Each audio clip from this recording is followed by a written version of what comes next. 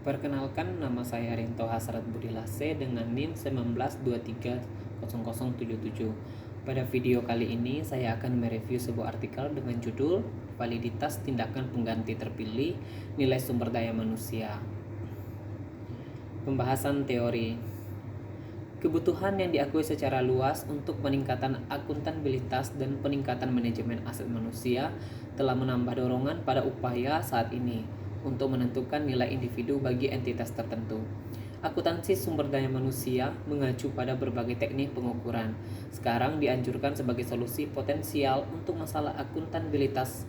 Sayangnya banyak dari penelitian HRA sampai saat ini hanya berurusan dengan masalah normatif, meninggalkan banyak pertanyaan yang belum terjawab relatif terhadap kepraktisan subjek. Kasus yang dibahas. Studi ini berkaitan dengan validitas metode yang diusulkan untuk mengukur nilai sumber daya manusia. Pertama, tes ini menguji validitas dari 3 ukuran pengganti yang berbeda untuk penilaian personel dan perusahaan CPA dengan menggunakan evaluasi personel sebagai kriteria objek atau standar untuk perbandingan. Metode penelitian menggunakan metode statistik korelasi peringkat kendal setelah pengukuran ordinal untuk kriteria objek atau X dan untuk beberapa variabel lain atau Y yang telah diberikan oleh partisipan. Teknik analisis data. Penelitian ini menggunakan validitas biaya penggantian dengan nilai ekonomi sebagai kriteria.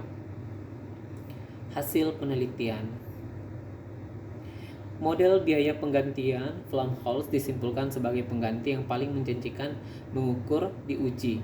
Tes tambahan dilakukan dengan menggunakan data biaya penggantian yang dihasilkan untuk menilai validitas hipotesis sebelumnya, secara khusus untuk penggantian posisi absolut dari berbagai tingkat organisasi seperti manajer, senior, dan staf akuntan, dibandingkan dengan yang diperkirakan nilai ekonomi rata-rata manajer, senior, dan orang staf yang dinyatakan dalam persyaratan penagihan klien bersih.